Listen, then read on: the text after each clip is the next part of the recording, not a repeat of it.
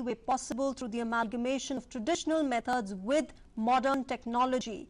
That's what the Institute aims to do, and that's what Prime Minister Narendra Modi will be inaugurating today when he will be inaugurating 2 research facilities at the campus.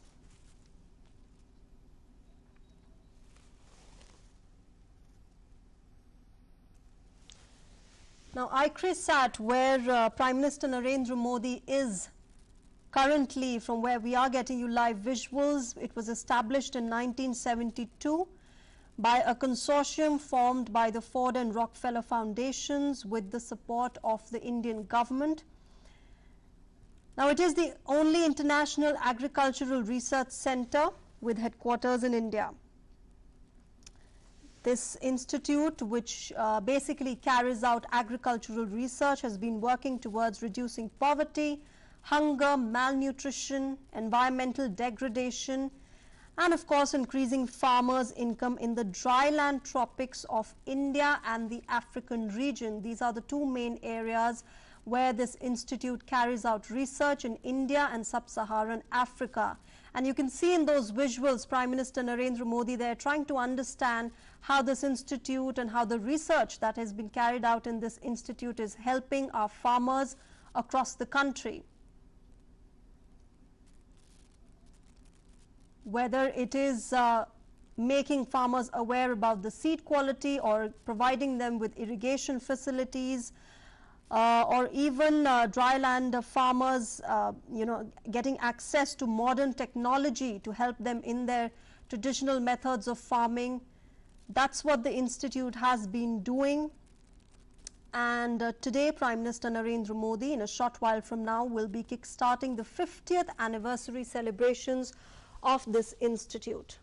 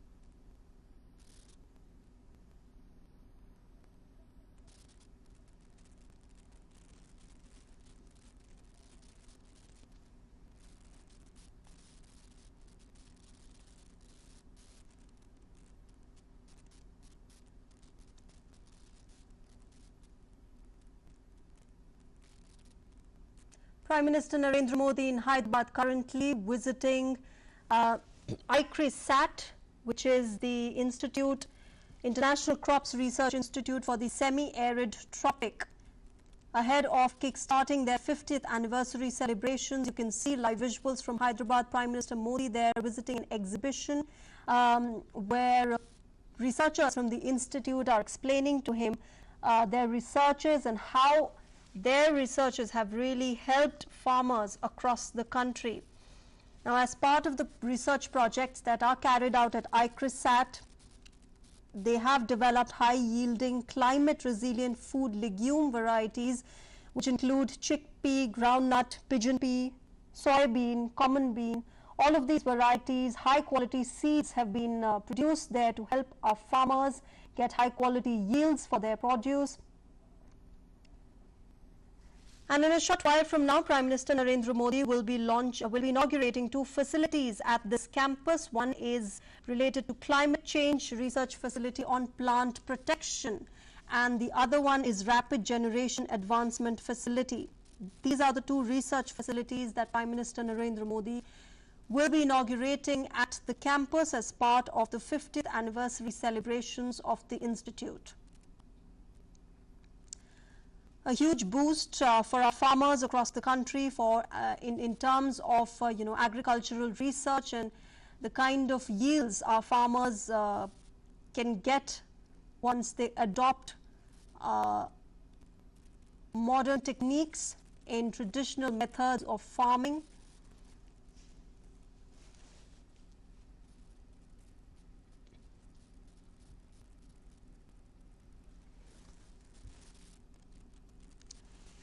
Prime Minister will also unveil their logo and launch a commemorative stamp in a short while from now. Remember, the International Crops Research Institute for the Semi-Arid Tropic is an international organization that conducts agricultural research for development in Asia as well as sub-Saharan Africa. You can see their agricultural produce, seeds kept on display for the Prime Minister to see in Hyderabad's International Crops Research Institute for the Semi-Arid Tropic.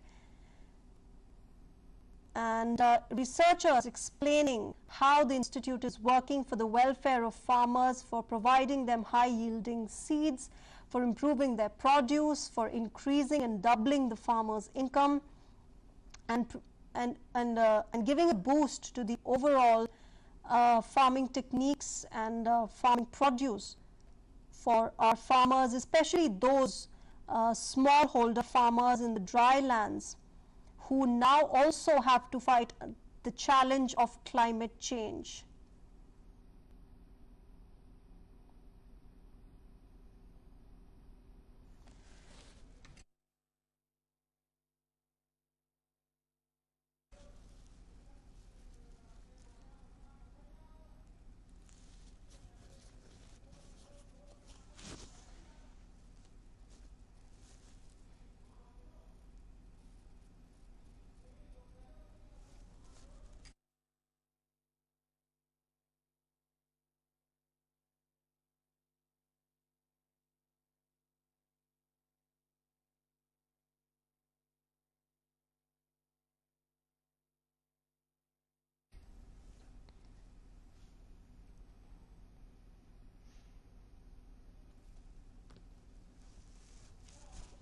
Live visuals from Hyderabad, Prime Minister Narendra Modi being accompanied by the Agricultural Minister ahead of kick-starting the 50th anniversary celebrations of the International Crop Research Institute for the Semi-Arid Tropic. Prime Minister Modi just visited an exhibition where he was explained to about the researches that are carried out at the institute and how these researches have really helped our farmers on ground, especially our smallholder farmers who also have to fight climate change apart from the other challenges that come at dry lands. And this institute basically carries out research in areas of Asia and sub-Saharan Africa. In a short while from now, Prime Minister will inaugurate 2 facilities at the campus of International Crops Research Institute for the Semi-Arid Tropic.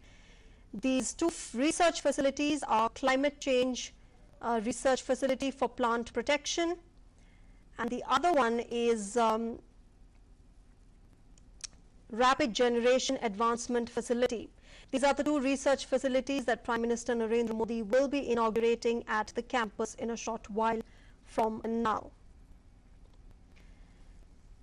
Remember, this agri-based Agri-Research Institute has been working towards reducing poverty, malnutrition, environmental degradation, hunger, and of course increasing farmers' income in the dryland tropics of India and African region. And so far, ICRISAT has released 1,181 crop varieties in 81 countries across the world, and it provides dryland farmers access to high-quality seed of modern varieties.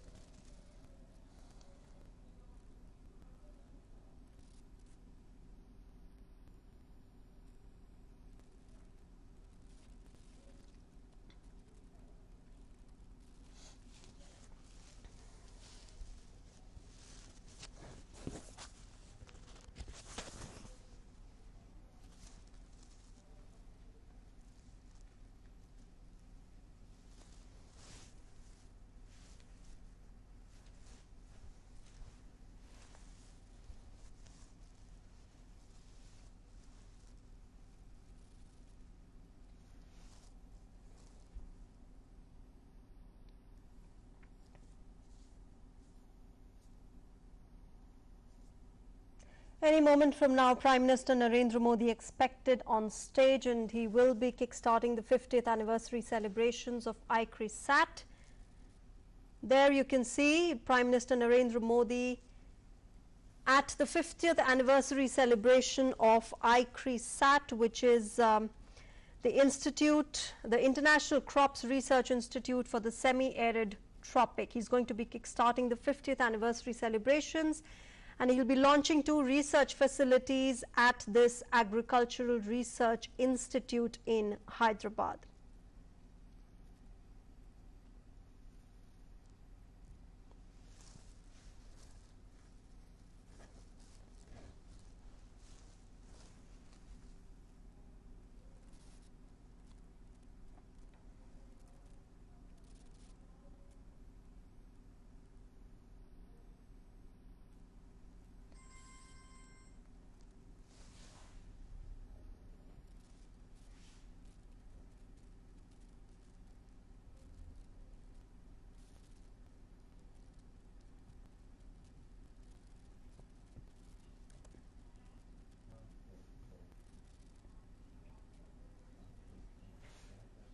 Distinguished guests with us this afternoon as we launch ICRISAT's 50th anniversary celebrations.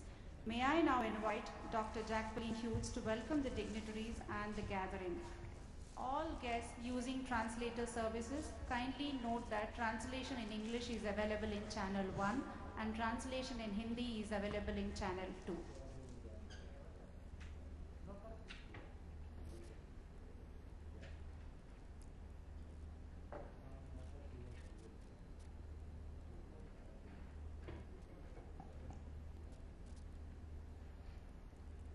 Honorable Prime Minister Shri Narendra Modi, Honorable Governor Dr. Tamilisai Soundararajan, Honorable Minister of Agriculture and Farmers Welfare Shri Narendra Singh Tomar, Honorable Minister for Tourism, Culture and Development of Northeast Shri Kishan Reddy, members of the Diplomatic Corps and distinguished guests in the audience, ladies and gentlemen. It is a great privilege for our institute to be graced by the Honourable Prime Minister of India to launch ICRISAT's 50th anniversary celebration that will continue through the year, leading into the United Nations International Year of Millets 2023. Great visionaries such as Dr. M.S. Swaminathan understood the need for an advanced agriculture research institute to serve the needs of the smallholder farmers, specifically in the drylands. Thus, the constitution of ICRISAT, the International Crops Research Institute for the Semi-Arid Tropics, was signed on the 28th of March, 1972. ICRISAT is the only international agricultural research institute headquartered in India. From humble beginnings, ICRISAT has made great strides in its journey of 5 decades. Through this journey, ICRISAT has aligned its work with the goals of our host country, such as doubling farmers' incomes, self-sufficiency in pulses, more crop per drop, and many others. Our work has been supported by the Government of India, the Ministry of Agriculture and Farmers Welfare, the Indian Council of Agricultural Research and its affiliated institutes, the state of Telangana, other stakeholders in the Indian agriculture ecosystem, and many international donors. We're grateful for their support and hope the partnership will continue for at least another 5 decades. Farming has always been risky, especially in the semi-arid rain-fed regions. Our focus is on the drylands of Asia and Africa, where the risk is magnified by climate change, land degradation, and competition for land and water resources. We work on the production systems of our nutritious mandate crops, sorghum, pearl and finger millet, groundnut, chickpea, pigeon pea, assuring affordable and available nutritious foods. Women and youth, and assuring equity are a particular focus of our research for development. As we stand on this momentous threshold, it is important that we look to understand the future challenges for the drylands and to start to develop solutions now. We will use cutting-edge technologies to bring varieties and hybrids to farmers faster and ensure better management of natural resources to help fight climate change and reverse environmental degradation. On its 50th anniversary, ICRISAT rededicates itself to making dryland agriculture resilient, sustainable, and profitable. Thank you.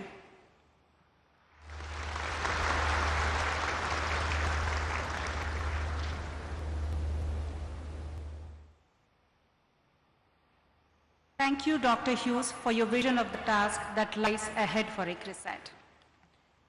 I now invite Honorable Minister for Agriculture and Farmers' Welfare, Shri Narendra Singh Tomar, to address the gathering.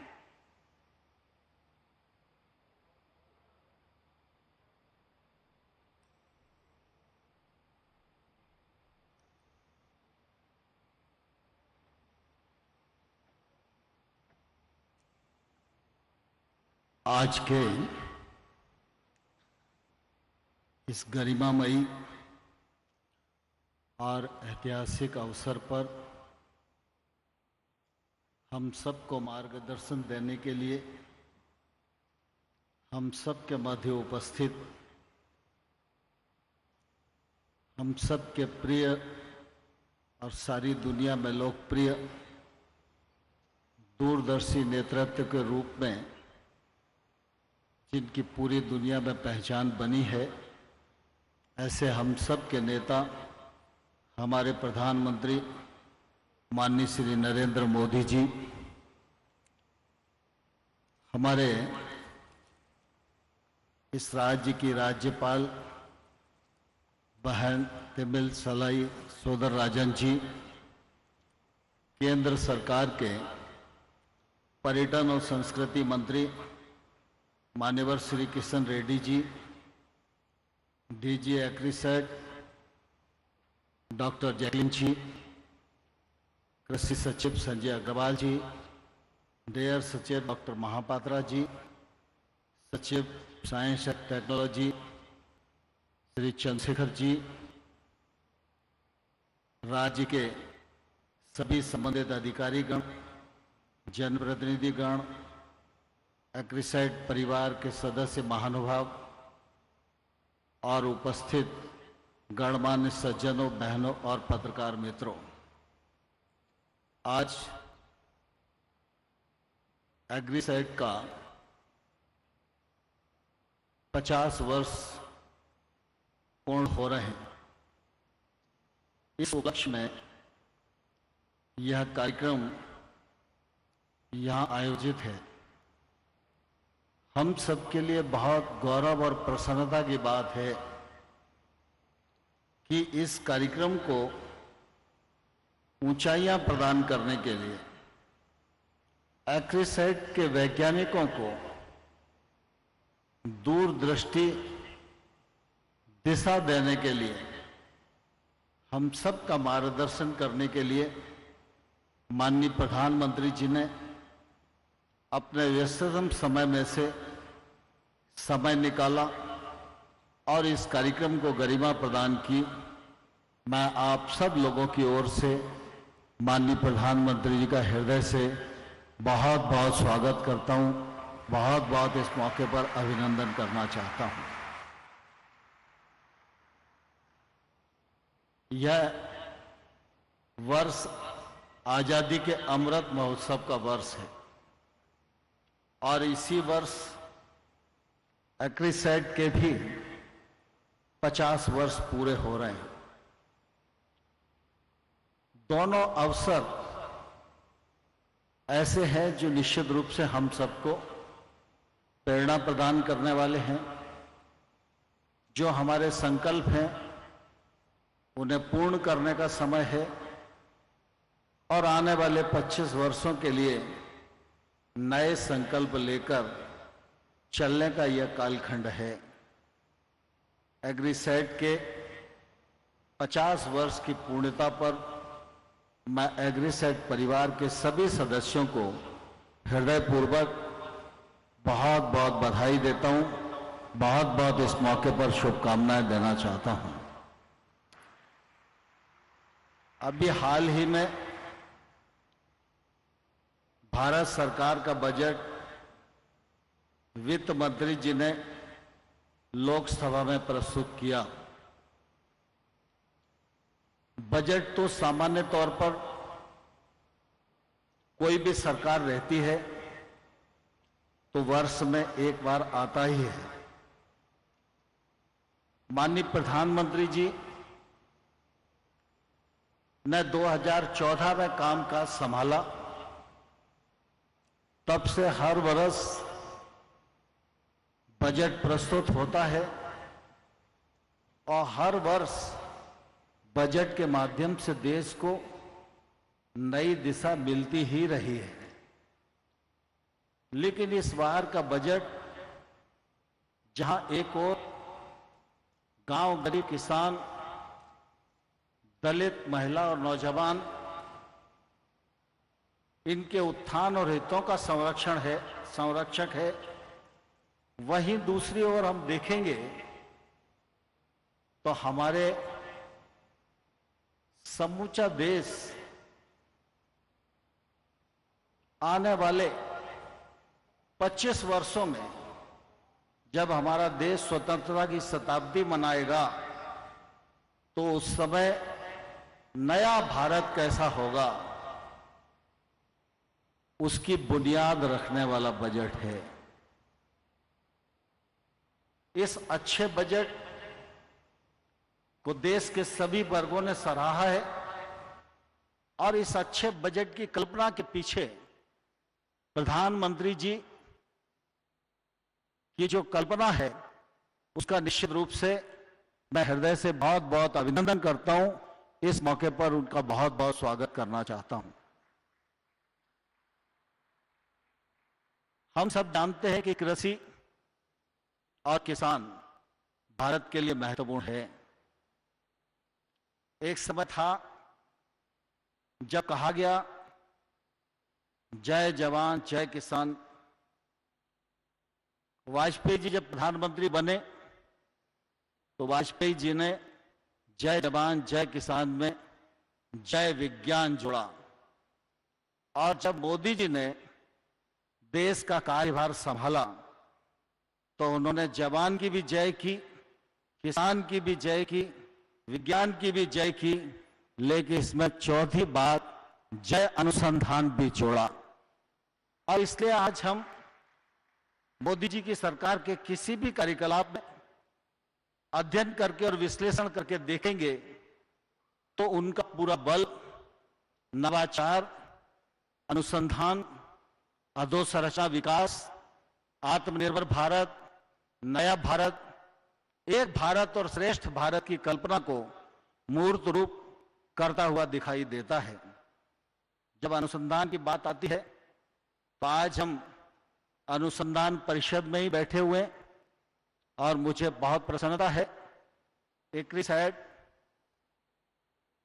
देश में मोटे अनाज की दृष्टि से अनुसंधान कर रहा है, उसके सदपरिणाम भी सामने आ रहे हैं।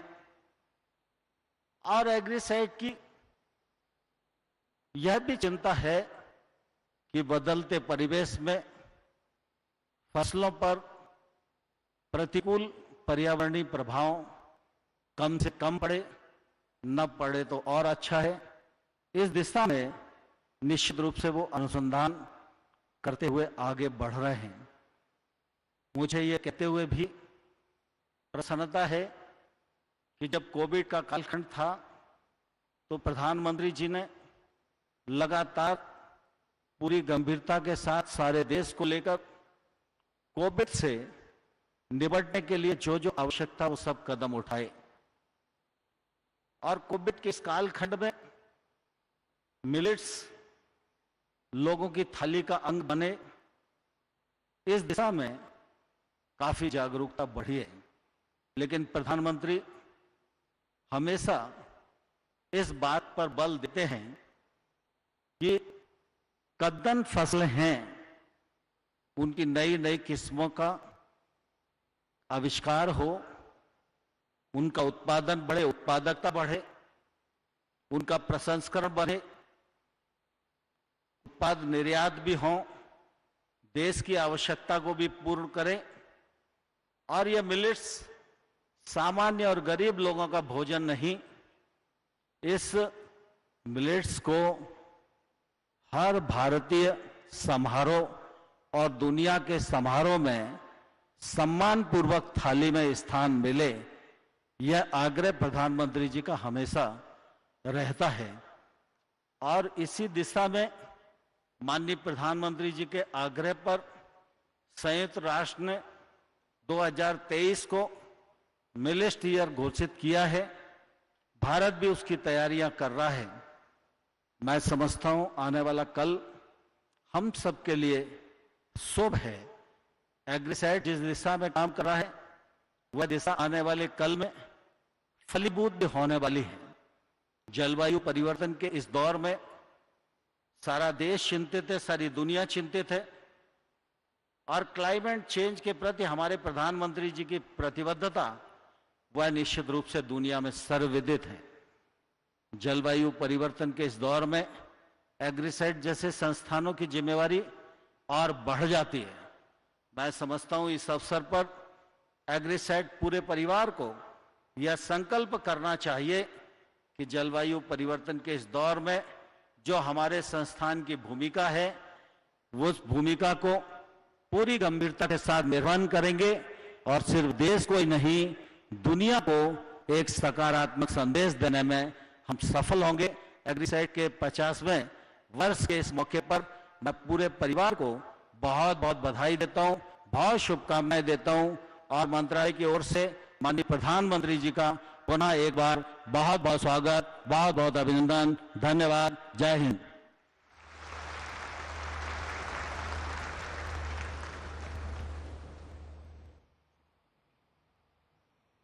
Dhanyavad, sir. Thank you very much for your kind and inspiring words. We now move on to the important event of the program.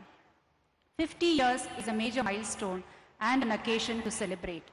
It is an opportunity to rededicate ourselves in the service of smallholder farmers. On this note, I request the Honorable Prime Minister to launch ICRISAT's 50th anniversary global celebrations by unveiling the logo specially designed for this occasion.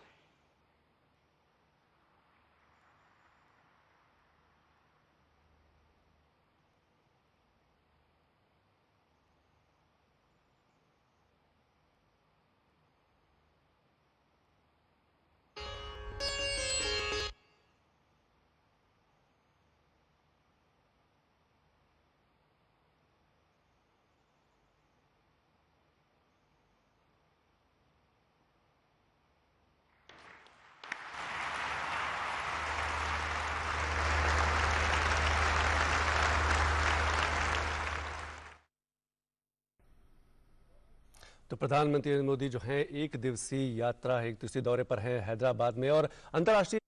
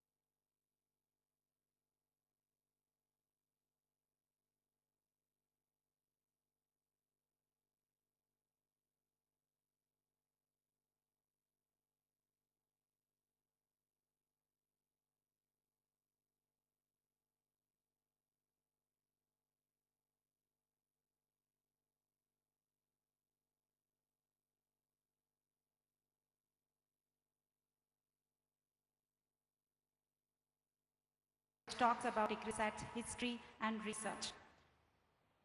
Commemorative stamps, as the name suggests, are issued to commemorate important events. We are honored that the Department of Force, Government of India has brought out a commemorative postage stamp to mark ICRISAT's 50th anniversary celebrations. This stamp is both an honor for the Institute and a timely reminder of the deep impacts ICRISAT, in collaboration with its many partners, have made to the food systems of the drylands over the last 50 years. For this privilege, we thank Department of Post, Government of India. I request the Honorable Prime Minister to now release the commemorative stamp issued in honor of this important occasion.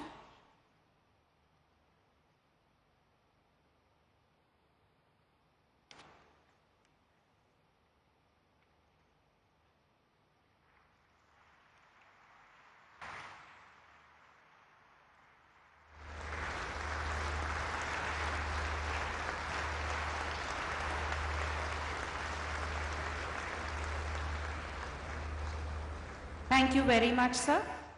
We now move on to the next part of the program, inauguration of Climate Change Research Facility. This state-of-the-art climate change research facility, established with the support of the Department of Science and Technology, Government of India, will strengthen global efforts to alleviate climate change impacts on agriculture and food security. The platform will support development of modern crop production and protection tools that can make agriculture more sustainable and climate resilient. May I now request the Honorable Prime Minister to inaugurate the Climate Change Research Facility and Plant Protection led by Dr. Mamta Sharma.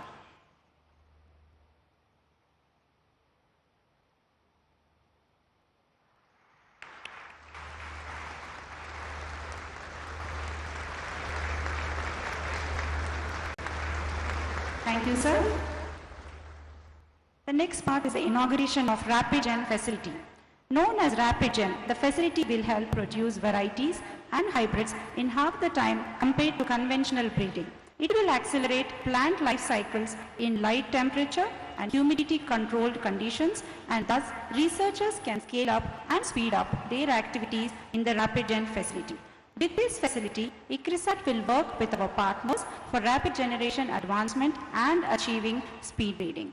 I now request Honorable Prime Minister to inaugurate the RapidGen facility, handled by Soban Sajja.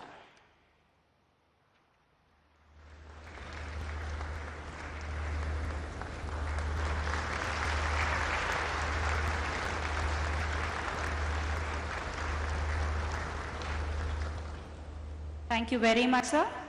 Ladies and gentlemen, the most awaited moment of the ceremony is here. I now have the honor to invite our Honorable Prime Minister, Shri Narendra Modi ji, to address the gathering.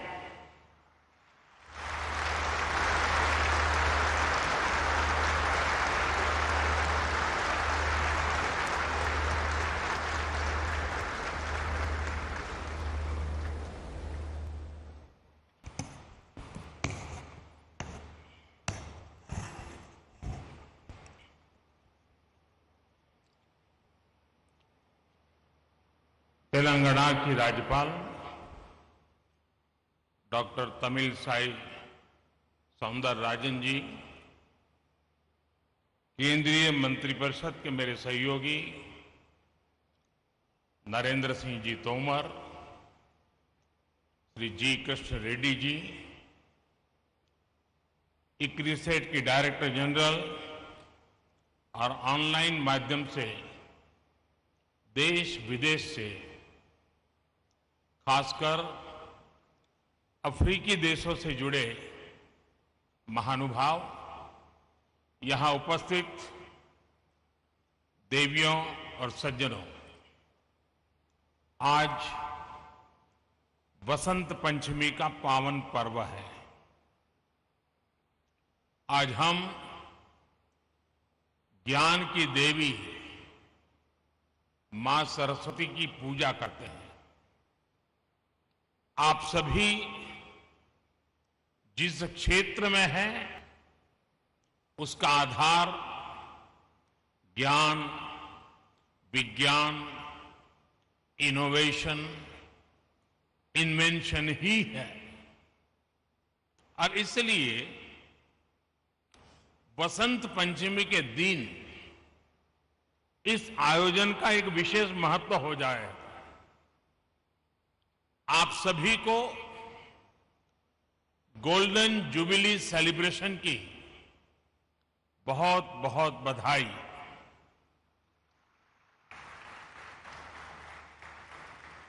साथियों, 50 साल एक बहुत बड़ा समय होता है और इस 50 साल की यात्रा में जब जब जिसने जो योगदान दिया है वे सभी अभिनंदन के अधिकारी हैं। इस कार्य को आगे बढ़ाने के लिए जिन जिन लोगों ने प्रयास किया है मैं उनका भी आज अभिनंदन करता हूं।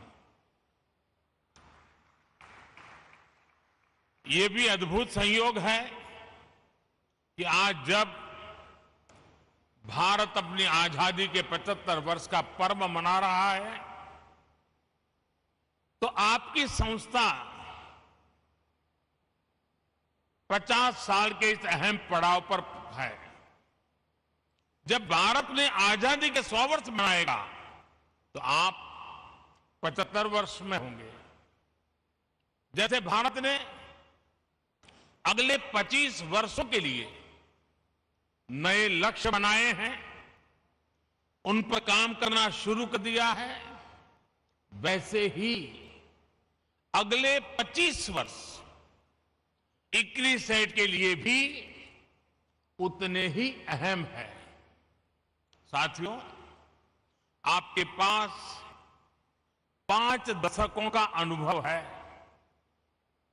इन 5 दशकों में आपने भारत सहित दुनिया के एक बड़े हिस्से में कृषि क्षेत्र की मदद की है।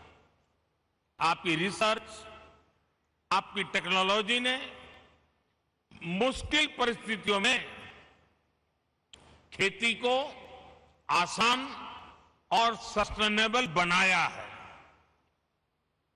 अभी मैंने जो टेक्नोलॉजी डिस्प्ले देखा उसमें ICRISAT के प्रयासों की सफलता नजर आती है।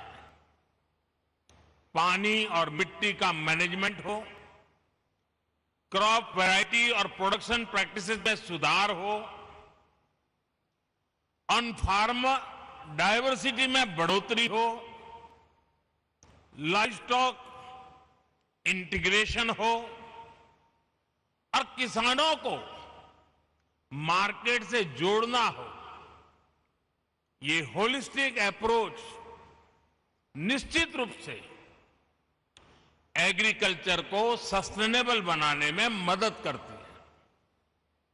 तेलंगाना और आंध्र प्रदेश में दालों, विशेष रूप से चिकपी को लेकर इस क्षेत्र में जो विस्तार हुआ है उसमें आपका योगदान अहम रहा है।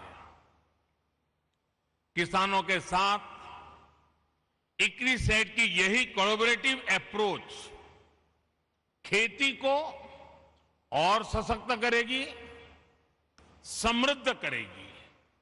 आज climate change research facility on planet protection और रैपिड जनरेशन एडवांसमेंट फैसिलिटी के रूप में नई फैसिलिटीज का उद्घाटन हुआ है। ये रिसर्च फैसिलिटीज क्लाइमेट चेंज की चुनौती का सामना करने में कृषि जगत की बहुत मदद करेंगे। और आपको पता होगा, बदलते हुए क्लाइमेट में हमारी एग्रीकल्चर प्रैक्टिसेस में क्या परिवर्तन लाने चाहिए, उसी प्रकार से भारत ने लास्ट एक बहुत बड़ा इनिशिएटिव लिया है। कि क्लाइमेट चेंज के कारण जो परिस्थितियां पैदा हुई है, नेचुरल कैलेमिटी जाती है, उसमें मानव मृत्यु की चर्चा तो सामने आती है, लेकिन इंफ्रास्ट्रक्चर का जो नुकसान होता है वो पूरी व्यवस्थाओं को चरमरा देता है। और इसलिए भारत सरकार ने क्लाइमेट रेजिस्टेंस वाले इंफ्रास्ट्रक्चर के लिए उस पर चिंतन मनन और योजनाएं बनाने के लिए ग्लोबल लेवल के इंस्टीट्यूट को जन्म दिया है। आज वैसा ही ये काम इस एग्रीकल्चर सेक्टर के लिए हो रहा है। आप सब अभिनंदन के अधिकारी हैं। साथियों, क्लाइमेट चेंज वैसे तो दुनिया की हर आबादी को प्रभावित करता है, लेकिन इससे सबसे ज्यादा प्रभावित लोग वो होते हैं जो समाज के आखिरी पायदान पर होते हैं, जिनके पास रिसोर्सेज की कमी है, जो विकास की सीढ़ी में ऊपर चढ़ने के लिए मेहनत कर रहे हैं।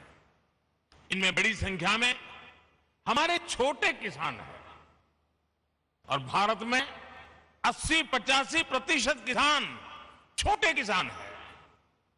हमारे छोटे किसान क्लाइमेट चेंज की बात उनके लिए बहुत बड़ा संकट बन जाती है। इसलिए भारत ने क्लाइमेट चैलेंज से निपटने के लिए दुनिया से इस पर विशेष ध्यान देने का आग्रह किया है। भारत ने 2070 तक 2070 तक नेट जीरो का टारगेट तो रखा ही है। हमने life mission, lifestyle for environment, इस लाइफ मिशन की जरूरत को भी हाईलाइट किया है। उसी प्रकार से प्रो प्लेनेट पीपल एक ऐसा मूवमेंट है जो क्लाइमेट चैलेंज से निपटने के लिए हर कम्युनिटी को, हर इंडिविजुअल को क्लाइमेट रिस्पॉन्सिबिलिटी से जोड़ता है। ये सिर्फ बातों तक सीमित नहीं है, बल्कि भारत सरकार के एक्शंस में भी ये रिफ्लेक्ट होता है। बीते सालों के प्रयासों को आगे बढ़ाते हुए इस साल के बजट में क्लाइमेट एक्शन को बहुत अधिक प्राथमिकता दी गई है। ये बजट हर स्तर पर, हर सेक्टर में ग्रीन फ्यूचर के भारत के कमिटमेंट्स को प्रोत्साहित करने वाला है। साथियों, क्लाइमेट और दूसरे फैक्टर्स के कारण भारत के एग्रीकल्चर के सामने जो चुनौतियां हैं, उनसे निपटने में भारत के प्रयासों से आप सभी एक्सपर्ट, साइंटिस्ट, टेक्नीशियंस भली भांति परिचित हैं। आप में से ज्यादातर लोग ये भी जानते हैं कि भारत में 15 एग्रो क्लाइमेट जोन्स हैं। हमारे यहां वसंत, ग्रीष्म, वर्षा, शरद, हेमंत और शिशिर, ये 6 ऋतुएं भी होती हैं। यानी हमारे पास एग्रीकल्चर से जुड़ा बहुत विविधता भरा और बहुत प्राचीन अनुभव है। इस अनुभव का लाभ विश्व के अन्य देशों को भी मिले, इसके लिए ICRISAT जैसे संस्थाओं को भी अपने प्रयास बढ़ाने होंगे। आज हम देश के करीब 170 डिस्ट्रिक्ट्स में ड्राउट प्रूफिंग के समाधान दे रहे हैं। क्लाइमेट चैलेंज से अपने किसानों को बचाने के लिए हमारा फोकस बैक टू बेसिक और मार्च टू फ्यूचर दोनों के फ्यूजन पर है। हमारा फोकस देश के उन 80% से अधिक छोटे किसानों पर है जिनको हमारी सबसे अधिक जरूरत है। इस बजट में भी आपने नोट किया होगा कि नेचुरल फार्मिंग और डिजिटल एग्रीकल्चर पर अभूतपूर्व बल दिया गया है। एक तरफ हम मिलेट्स, मोटे अनाज का दायरा बढ़ाने पर फोकस कर रहे हैं, केमिकल फ्री खेती पर बल दे रहे हैं, तो वहीं दूसरी तरफ सोलर पंप से लेकर किसान ड्रोन्स तक की खेती में आधुनिक टेक्नोलॉजी को प्रोत्साहित कर रहे हैं। आजादी के अमृतकाल यानी आने वाले 25 वर्ष के लिए एग्रीकल्चर ग्रोथ के लिए हमारे विजन का ये बहुत अहम हिस्सा है। साथियों, बदलते हुए भारत का एक महत्वपूर्ण पक्ष है डिजिटल एग्रीकल्चर। यह हमारा फ्यूचर है और इसमें भारत के टैलेंटेड युवा बहुत बेहतरीन काम कर सकते हैं।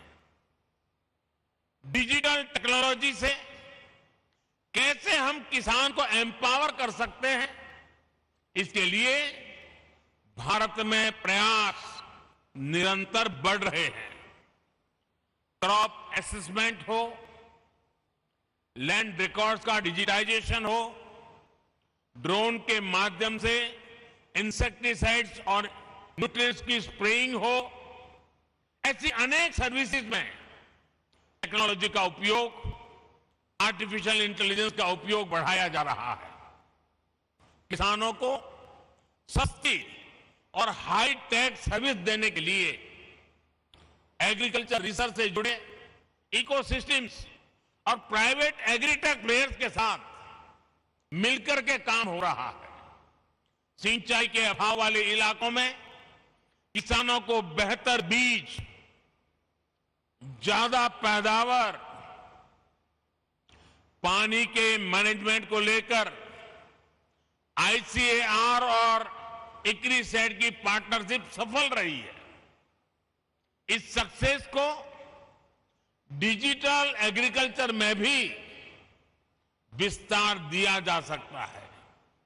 साथियों, आजादी के अमृत काल में हम हायर एग्रीकल्चर ग्रोथ पर फोकस के साथ ही इंक्लूसिव ग्रोथ को भी प्राथमिकता दे रहे हैं। आप सब जानते हैं कि कृषि के क्षेत्र में महिलाओं का योगदान बहुत अहम है। उन्हें सब प्रकार की मदद देने के लिए स्वयं सहायता समूहों के माध्यम से भी प्रयास किया जा रहा है। खेती में देश की एक बहुत बड़ी आबादी को गरीबी से बाहर निकालकर बेहतर लाइफस्टाइल की तरफ ले जाने का पोटेंशियल है। ये अमृतकाल कठिन भौगोलिक परिस्थितियों में खेती करने वाले किसानों को कठिनाइयों से बाहर निकालने के नए माध्यम भी मुहैया कराएगा। हमने देखा है, सिंचाई के अभाव में देश का एक बहुत बड़ा हिस्सा ग्रीन रेवोल्यूशन का हिस्सा नहीं बन पाया था। अब हम दोहरी रणनीति पर काम कर रहे हैं। एक तरफ हम वाटर कंजर्वेशन के माध्यम से नदियों को जोड़कर एक बड़े क्षेत्र को इरिगेशन के दायरे में ला रहे हैं। और अभी जब मैं प्रारंभ में यहां के सारे अचीवमेंट्स को देख रहा था, तो उसमें बुंदेलखंड में किस प्रकार से पानी के प्रबंधन को और पर ड्रॉप मोर क्रॉप के मिशन को सफल करने के लिए कैसे सफलता पाई है, उसका विस्तार से वर्णन मेरे सामने साइंटिस्ट कर रहे थे। वहीं दूसरी तरफ हम कम सिंचित क्षेत्रों में वाटर यूज एफिशिएंसी बढ़ाने के लिए माइक्रो इरिगेशन पर जोर दे रहे हैं। जिन फसलों को पानी की जरूरत कम होती है और जो पानी की कमी से प्रभावित नहीं होती, उन्हें भी आधुनिक वैरायटी के विकास से प्रोत्साहन दिया जा रहा है। खाने के तेल में आत्मनिर्भरता के लिए जो नेशनल मिशन हमने शुरू किया है, वो भी हमारी नई अप्रोच को दिखाता है। आने वाले 5 सालों में हमारा लक्ष्य पाम ऑयल एरिया में 6.5 लाख हेक्टेयर की वृद्धि करने का है। इसके लिए भारत सरकार किसानों को हर स्तर पर मदद दे रहा है। तेलंगाना और आंध्र प्रदेश के किसानों के लिए भी ये मिशन बहुत लाभकारी होगा। मुझे बताया गया है कि तेलंगाना के किसानों ने पाम ऑयल की प्लांटेशन से जुड़े बड़े लक्ष्य रखे हैं। उनको सपोर्ट करने के लिए केंद्र सरकार हर संभव सहायता देगी। साथियों, पिछले कुछ वर्षों में भारत में पोस्ट हार्वेस्ट इंफ्रास्ट्रक्चर को भी मजबूत किया गया है। हाल के वर्षों में 35 मिलियन टन की कोल्ड चेन स्टोरेज कैपेसिटी तैयार की गई है। सरकार ने जो 1 लाख करोड़ रुपए का एग्रीकल्चर इंफ्रास्ट्रक्चर फंड बनाया है, उसकी वजह से भी पोस्ट हार्वेस्ट इंफ्रास्ट्रक्चर का तेजी से विकास हुआ है। आज भारत में हम एफपीओस और एग्रीकल्चर वैल्यू चेन के निर्माण पर भी बहुत फोकस कर रहे हैं। देश के छोटे किसानों को हजारों एफपीओस में संगठित करके हम उन्हें एक जागरूक और बड़ी मार्केट फोर्स बनाना चाहते हैं। साथियों, भारत के सेमी एरिड क्षेत्रों में काम करने का इक्रिसैट के पास एक रिच एक्सपीरियंस है। इसलिए सेमी एरिड क्षेत्रों के लिए हमें मिलकर किसानों को जोड़कर सस्टेनेबल और डाइवर्सिफाइड प्रोडक्शन सिस्टम का निर्माण करना होगा। अपने अनुभवों को ईस्ट और साउथ अफ्रीका के देशों के साथ शेयर करने के लिए एक्सचेंज प्रोग्राम भी शुरू किया जा सकता है। हमारा लक्ष्य सिर्फ अनाज का प्रोडक्शन बढ़ाना ही नहीं है। आज भारत के पास सरप्लस फूड ग्रेन है, जिसके दम पर हम दुनिया का इतना बड़ा फूड सिक्योरिटी प्रोग्राम चला रहे हैं। अब हम फूड सिक्योरिटी के साथ साथ न्यूट्रिशन सिक्योरिटी पर फोकस कर रहे हैं। इसी विजन के साथ बीते 7 सालों में हमने अनेक बायो फोर्टिफाइड वैरायटी का विकास किया है।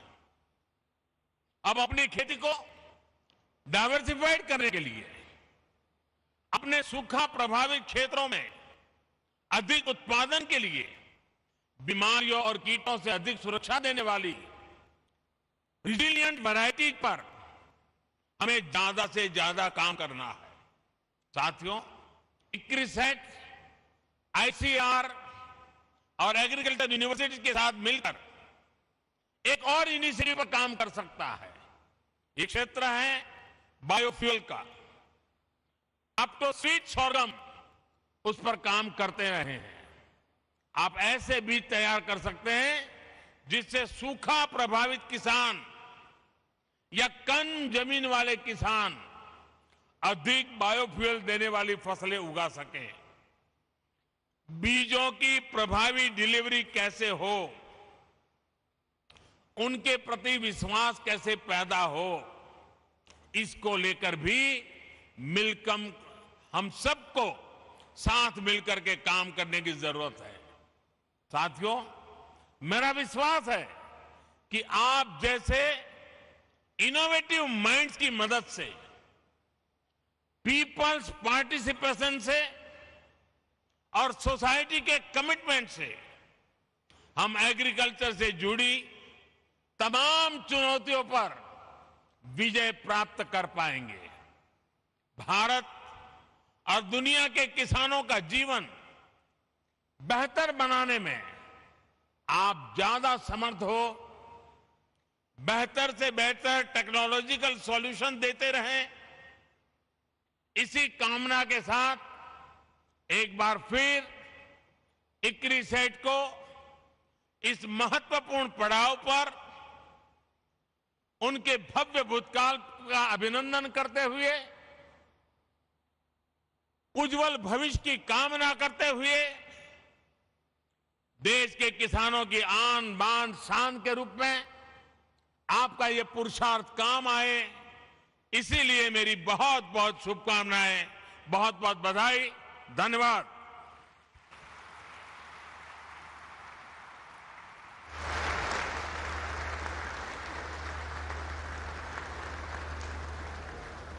Thank you very much, sir, for your encouraging and inspiring words.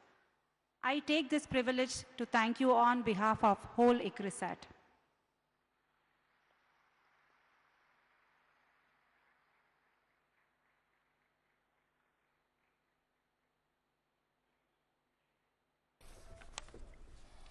तो अंतर्राष्ट्रीय फसल अनुसंधान संस्थान के कार्यक्रम Modi there addressing the 50th anniversary celebrations of the International Crops Research Institute for the semi-arid crops. He also inaugurated 2 research facilities at the institute. One was climate change research facility on plant protection and the other was rapid generation advancement facility. And the 2 facilities are dedicated to farmers with small land holdings. The Prime Minister also unveiled their logo and launched a commemorative stamp.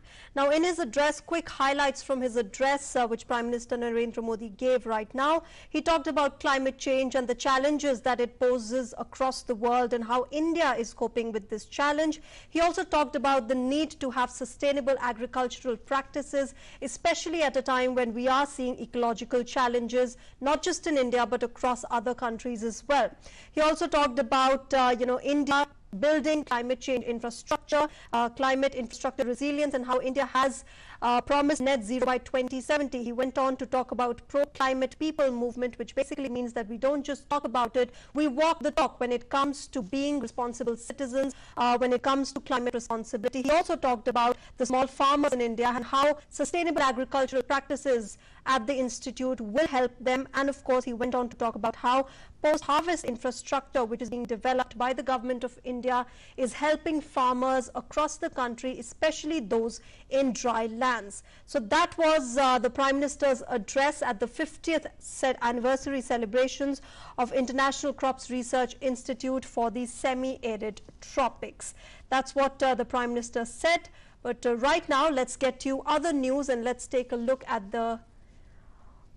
All right, well, that is it that we have in this bulletin, but news and updates continue on DD India. Stay tuned. Namaskar.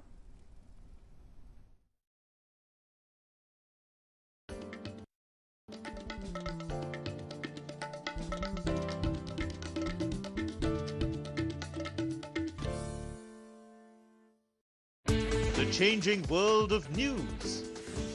Headlines that you wake up to. News that shapes your day.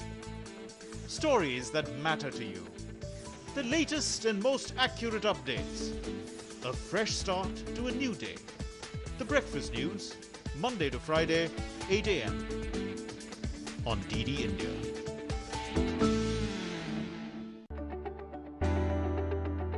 Your weekend dose of headlines, controversies and perspectives. India is under attack through the cyber world, and this cyber psychological war is getting sinister by the day. No adversary would like to approach India conventionally. Then what are the options that are available to it? The options are below the conventional war. And all of it, be it political, be it economic, be it diplomatic and propaganda.